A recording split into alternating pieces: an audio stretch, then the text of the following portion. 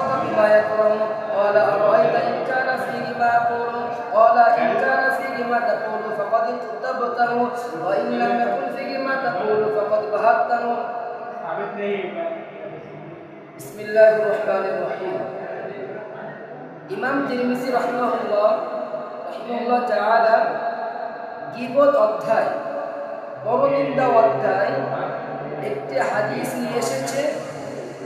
সেই হাদিসে গীবত অর্থাৎ পরনিন্দা পরচর্চা আর বুহতান অপবাদ এ সম্পর্কে এর তারিফ করা হয়েছে। গীবত কার বলে এবং অপবাদ কার বলে এ সম্পর্কে এই দুটো তারিফ এই হাদিসের মধ্যে করা হয়েছে। যেহেতু আজকে আমার আলোচনা হলো, আজকে আমরা দেখতে পাই গ্রামগঞ্জে বিভিন্ন জায়গায় সংসারের মধ্যে অশান্তি দেখা যায়, বিভিন্ন মানে কি বন্ধু বান্ধব থেকে বিচ্ছেদ হয়ে যাচ্ছে, স্বামী স্ত্রী বিচ্ছেদ হয়ে যাচ্ছে। এর কারণটা কি আছে? অনেক কিছু কারণ আছে। স্বামী স্ত্রী বিচ্ছেদের কারণ কি? আমার বাড়ির পাশে অনেক মহিলা আসে, তারা হচ্ছে গীবত গিল্লা করে। স্বামী চলে যাচ্ছে বাইরে, অন্য স্ত্রী আমার স্বামীর তার স্ত্রীর সাথে কি এমন তার খারাপই বর্ণনা করেছে, সেই স্ত্রী কি সে স্বামীর অসৎ ব্যবহার করেছে।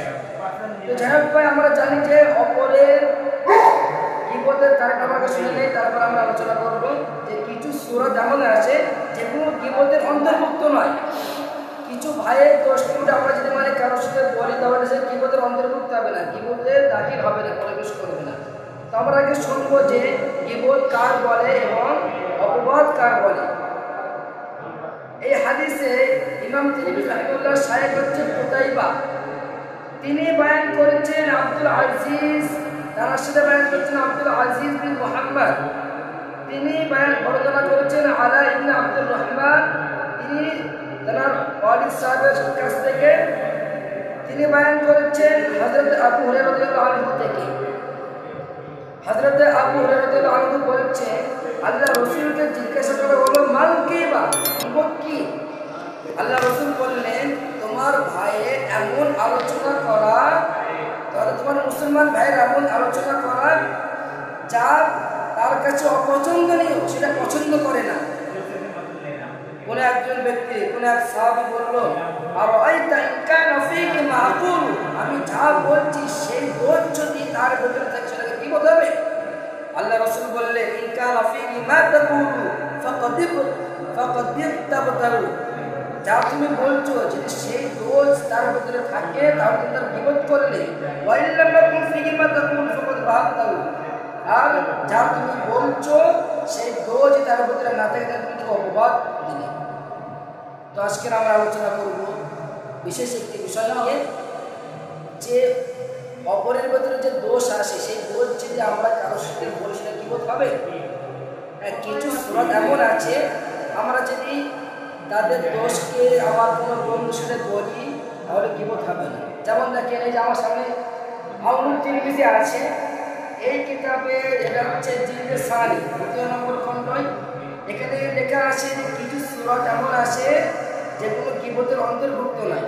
তার মধ্যে একটি হচ্ছে আমি বিয়ে করেছি, উদাহরণ আমি বিয়ে করেছি, এখন আমার স্ত্রী এখন জানে না যে আমার মানে প্রতিবেশী এরা কেমন মানুষ, আর আমি যদি বলে দেই যে না বলি তাহলে আমার স্ত্রী তাদের সাথে তাদের বাড়িতে যাবে, আর গেলে কি হবে? সংসার টাকা দেবে, তারা বদমাইশ, তারা নিফাক তাদের ভিতরে আসে, তারা গীবত গিল্লা করে, সংসার নষ্ট করে। এ সম্পর্কে আমরা আমাদের তাদের এই খারাপি আমার স্ত্রীর সাথে আমরা বর্ণনা করতে পারবো যে দেখো আমার এই বাড়ির পাশে যে লোকগুলো আছে, মহিলাগুলো এরা হচ্ছে অসভ্য, এদের স্বভাব অত্যন্ত খারাপ, তুমি এদের বাড়ি যাবে না, এটা গীবতের অন্তর্ভুক্ত হবে না।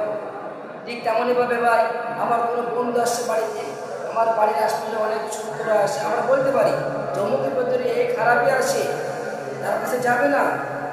আর আজকাল আমরা অনেকেই বিষয়ের মধ্যে আসে, অনেকে আমরা জানি না গীবত কার বলে, যার কারণে আমরা মারাও করি না, গীবত হয়ে যাবে এই ভয়তে।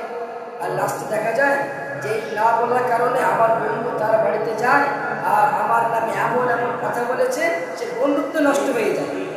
যাই হোক ভাই, আমরা যে খেয়াল করবো যে গীবত কার বলে, কিছু সুরত এমন আছে যেগুলো গীবতের অন্তর্ভুক্ত না, তার মধ্যে আমি একটা বললাম, আরো অনেক কিছু আছে।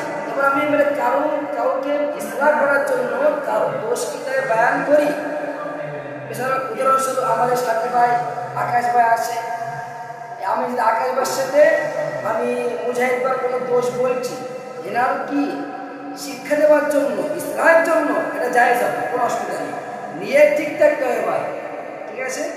যাই হোক, আমরা এই হাদিস দ্বারা আমরা অনেকেই বুঝতে পারলাম যে কিছু সূরা এমন আছে যেগুলো গীবতের অন্তর্ভুক্ত না। তার মধ্যে একটি যে আমার পাড়া পরিবেশে অনেক দুশ্মন আসে, তারা অত্যাচার করে, সংসার নষ্ট করার চিন্তা ভাবনায় আসে, এমন সময় আমার স্ত্রী, আমার কোনো বন্ধু, আমার কোনো আত্মীয় আসে, আমরা তার সাথে বলতে পারি অমুক ঘরে তুমি যাবে না, অমুক পরিবেশ তুমি মিশবে না, তাদের স্বভাব খারাপ, তাদের ভিতরে এই গুণগুলো খারাপ আছে, এটা বললে গীবত হবে না। আল্লাহ তাআলা আমাদের সকলকে এই উক্ত হাদিসের উপরে আমল করার তৌফিক দান করুন, সকলকে বোঝার তৌফিক দান করুন, আমিন ইয়া রাব্বাল আলামিন।